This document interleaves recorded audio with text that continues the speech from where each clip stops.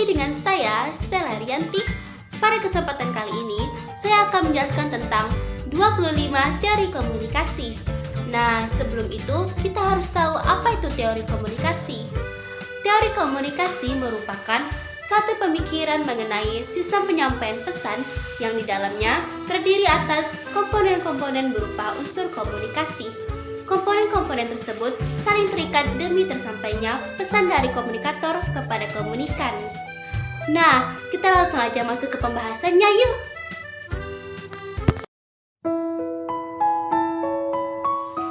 Teori komunikasi Lasswell. Hal Lasswell merupakan teoritikus ternama yang banyak menyumbangkan ide dan pikirannya terkait cabang ilmu sosial dan komunikasi. Di tahun 1948, ia mengembangkan model komunikasi yang sederhana dan hingga kini masih diterapkan sebagai model komunikasi dasar. Model tersebut yaitu siapa atau who, berbicara apa atau say what, dengan media apa, in which channel, kepada siapa, to whom, dan dengan efek apa, with what effect. Teori komunikasi behaviorisme. Jenis teori komunikasi yang satu ini mungkin sangat sering Anda dengar. Teori ini dikembangkan oleh ilmuwan asal Amerika Serikat bernama John B. Watson. Menurutnya, teori behaviorisme ini mencakup semua perilaku, termasuk tindakan balasan atau respon terhadap suatu rangsangan atau stimulus. Artinya bahwa selalu ada kaitan antara stimulus dan respon pada perilaku manusia. Jika suatu stimulus atau rangsangan yang diterima seseorang telah diamati, maka dapat diprediksikan pula respon dari orang tersebut. Teori informatif. Teori ini dikembangkan oleh Shannon and Weaver. Teori informatif ini merupakan salah satu teori klasik, di mana teori ini menitikberatkan pada komunikasi sebagai suatu transmisi pesan dan dari mana transmitter menggunakan media dalam berkomunikasi. Dalam hal ini, jika sinyal media digunakan baik, maka komunikasi akan berjalan dengan efektif. Begitu pula dengan sebaliknya. Apabila sinyal media tidak baik, maka komunikasi tidak akan berjalan dengan lancar.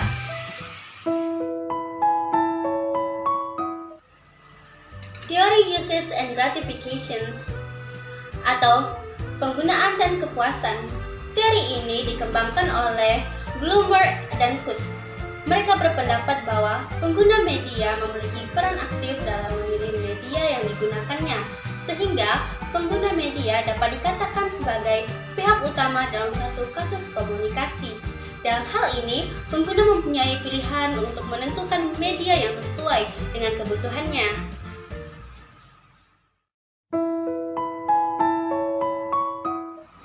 Teori agenda setting. Teori ini dikembangkan oleh McCombs dan Shaw. Teori agenda setting beranggapan apabila media memberikan tekanan pada suatu peristiwa, maka media tersebut akan membuat masyarakat menganggap peristiwa itu penting. Dalam hal ini, media mempunyai efek yang sangat kuat dalam mempengaruhi asumsi masyarakat, sehingga akan muncul asumsi bahwa apa yang dianggap penting oleh media akan dianggap penting oleh masyarakat. Teori konstruktivisme. Piaget dan Vygotsky adalah dua nama yang selalu dikaitkan dalam teori ini. Teori konstruktivisme beranggapan bahwa manusia selalu memiliki pandangan sendiri terhadap kenyataan.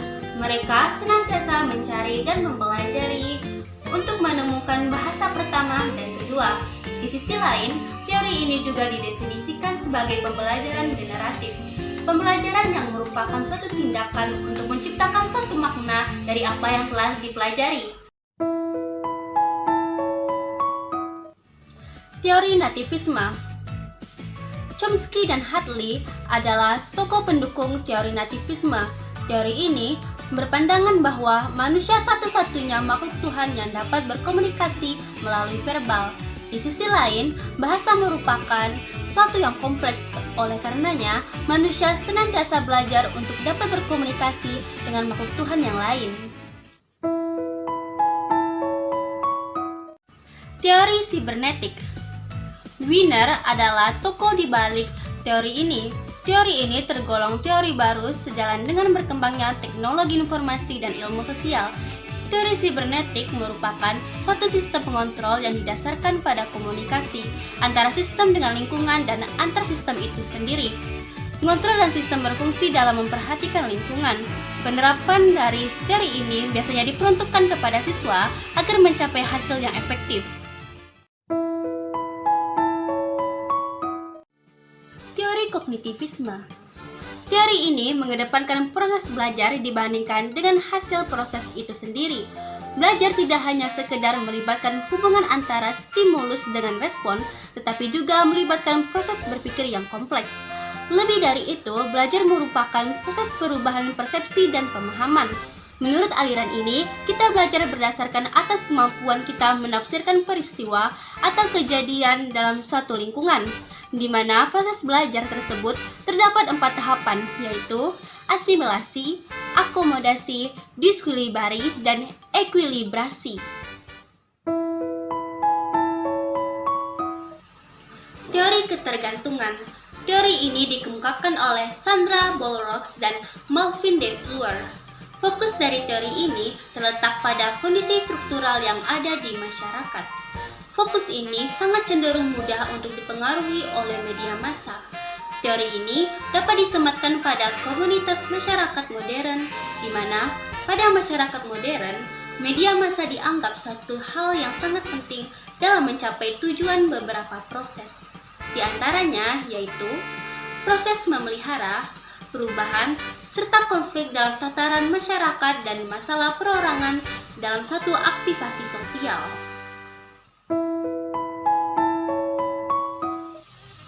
Teori inokulasi.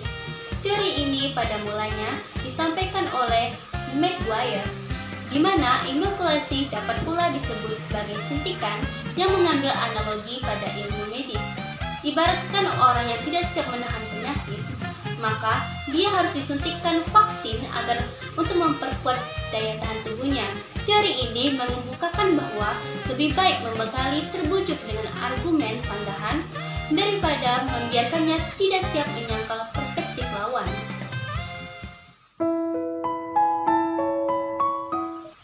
Teori kultivasi. Teori kultivasi merupakan teori komunikasi yang membahas mengenai efek dari komunikasi massa. Pandangan dari teori ini adalah bahwa media massa memiliki efek yang bersifat kumulatif dan lebih berdampak pada tataran sosial budaya dalam masyarakat daripada personal seseorang. Teori ini dikembangkan oleh Gerd Gardner.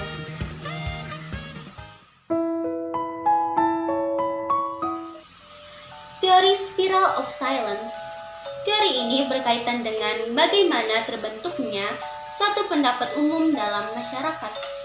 Spiral of Silence menjelaskan bahwa terbentuknya pendapat umum dalam masyarakat ditentukan oleh proses saling mempengaruhi antara komunikasi massa, komunikasi antar pribadi, dan persepsi masing-masing individu, serta hubungannya dengan pendapat orang lain dalam masyarakat. Teori ini dikembangkan oleh Elizabeth Noel dan Newman.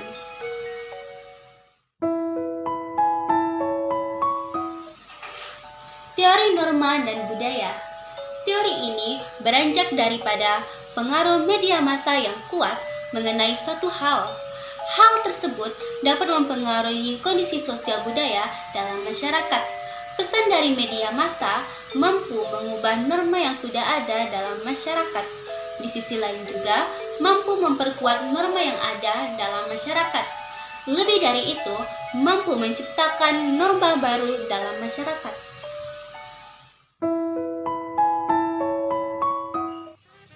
Teori belajar sosial. Teori ini dicetuskan oleh Bandura. Ia mengemukakan bahwa perilaku manusia dalam konteks sebuah interaksi tingkah laku terdapat hubungan timbal balik yang saling berkesinambungan. Interaksi terjadi antara perilaku kognitif dan pengaruh lingkungan. Pengalaman melalui observasi dan pengamatan terhadap suatu pesan yang disampaikan menjadi suatu hal yang penting dalam teori ini. Dalam teori ini terdapat 4 tahapan tahapan. Pertama, pembelajaran sosial terjadi atas adanya perhatian dari individu. Kedua, pembelajaran sosial dilakukan melalui ingatan. Ketiga, pelajaran sosial dilakukan melalui tindakan. Serta yang terakhir yaitu pembelajaran sosial dilakukan atas dasar motivasi dari masing-masing individu.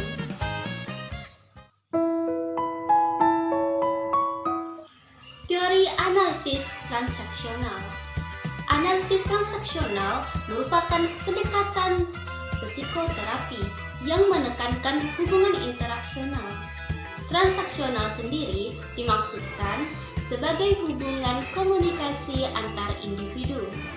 Teori ini digunakan untuk mengetahui bentuk dan isi pesan yang tersampaikan dalam suatu komunikasi.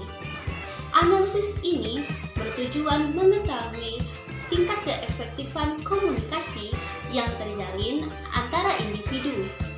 Eric Berne adalah pengembang teori analisis ini yang dinilai cocok untuk digunakan dalam konseling kelompok. Teori pengharapan nilai. Teori ini merupakan bagian dari teori komunikasi massa. Teori pengharapan nilai bertujuan untuk mengetahui pengaruh penggunaan media terhadap massa dinilai dari kepentingan penggunaannya. Sikap seseorang terhadap segmen-segmen media ditentukan dari evaluasi dan perspektif mereka terhadap media tersebut. Teori ini merupakan turunan dari teori uses and gratifications. Teori difusi inovasi. Teori ini menjelaskan bagaimana suatu inovasi disampaikan melalui saluran-saluran tertentu kepada sekelompok anggota dari sistem sosial. Rogers menjelaskan bahwa difusi adalah suatu bentuk komunikasi yang bersifat khusus dan berkaitan dengan penyebaran beberapa pesan yang berisi gagasan-gagasan baru. Teori ini sering dikaitkan dengan proses pembangunan masyarakat. Teori komunikasi dua tahap. Teori ini didasari oleh penelitian yang dilakukan oleh Paul Lazarsfeld dan teoretikus lainnya. Teori komunikasi dua tahap membahas mengenai efek media massa dan pertama kali diterapkan dalam kampanye pemilihan umum 1940. Studi ini memiliki asumsi bahwa proses stimulus bekerja dalam menghasilkan efek ke media massa. Teori komunikasi administrasi. Teori komunikasi administrasi adalah proses penyampaian pesan yang dilakukan secara timbal balik antar anggota. Teori ini dimaksudkan dengan tujuan untuk menumbuhkan rasa saling pengertian dalam rangka mencapai tujuan organisasi dengan efektif dan efisien. Fungsi dari penerapan teori ini adalah untuk menjaga stabilitas informasi agar tercipta penyesuaian sikap yang memadai antar bagian dalam organisasi. Teori classical conditioning. Teori ini dikemukakan pertama kali oleh Ivan Petrovich Pavlov. Menurut teori ini, belajar merupakan suatu proses perubahan yang terjadi karena adanya syarat-syarat atau conditions. Kemudian, syarat-syarat tersebut akan menimbulkan reaksi atau respon. Lalu, untuk membuat seseorang itu belajar, keberadaan syarat-syarat tersebut dibutuhkan. Di sisi lain, fokus dalam teori ini adalah pembelajaran yang terjadi secara otomatis setelah latihan-latihan yang dilakukan terus-menerus. Beberapa penganut teori ini menjelaskan bahwa segala bentuk tingkah laku manusia adalah hasil dari conditioning. Hasil tersebut berasal dari latihan atau kebiasaan yang kemudian bereaksi terhadap rangsangan tertentu dalam kehidupan sehari-hari. Teori ini juga memiliki kelemahan karena teori ini menganggap bahwa belajar hanya terjadi secara otomatis. Maka keaktifan dan penentuan pribadi pun diabaikan. Dalam bertindak atau berbuat sesuatu, individu tidak semata-mata memilih. Individu tidak semata-mata mengandalkan pengaruh dari luar. Kepribadian juga memiliki peranan penting dalam memilih atau menentukan perbuatan dan reaksi apa yang akan dilakukannya. Teori dependensi efek komunikasi massa. Teori ini merupakan salah satu teori dari komunikasi massa. Dependensi efek komunikasi massa beranggapan bahwa kepercayaan individu kepada media akan berkembang apabila kebutuhan informasional yang tidak dapat ditemukan dalam pengalaman langsung terpenuhi. Massa dinilai bergantung pada media untuk mencapai tujuan. Ini merupakan pendekatan konsisten dengan gagasan dasar dari model penggunaan.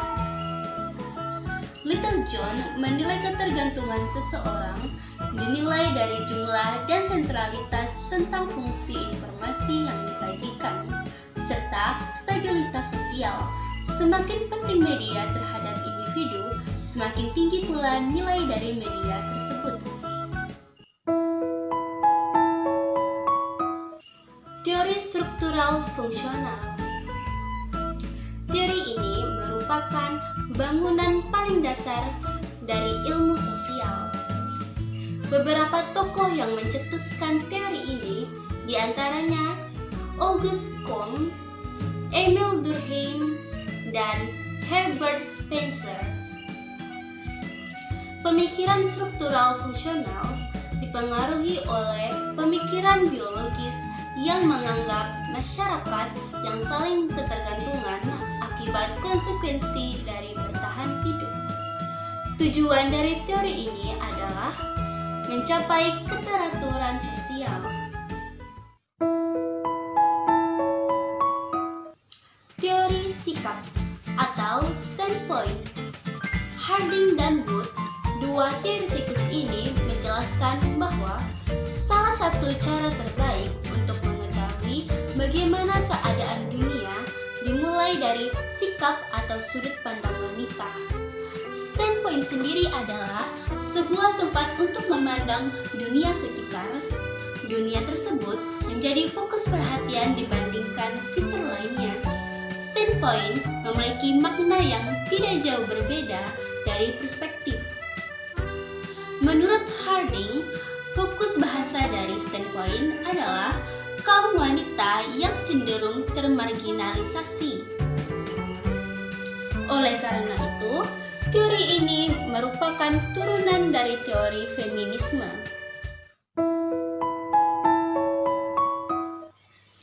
Teori komunikasi humanisme. Teori ini dikembangkan oleh Nate Neal yang diilhami oleh perkembangan psikologi humanisme. Komunikasi humanisme pernah diimplementasikan dalam dunia pendidikan melalui humanistik kurikulum. Isi teori ini lebih menekankan pada pembagian pengawasan dan tanggung jawab bersama antar peserta didik, dengan harapan nantinya peserta didik dapat menyesuaikan dalam kehidupan masyarakat. Begitulah pembahasan mengenai 25 teori komunikasi pada kali ini. Nah, setelah kita mempelajari teori komunikasi, apalagi teori komunikasi menurut para ahli, kita dapat paham berbagai macam teori dan mampu menjadi pribadi yang dapat berkomunikasi dengan baik. Lebih dari itu pula, kita mampu memantapkan diri dan tidak mudah terbawa arus dengan komunikasi yang bermuatan negatif. sekian video saya kali ini. Semoga bermanfaat dan terima kasih kepada kalian semua yang telah menonton sampai akhir.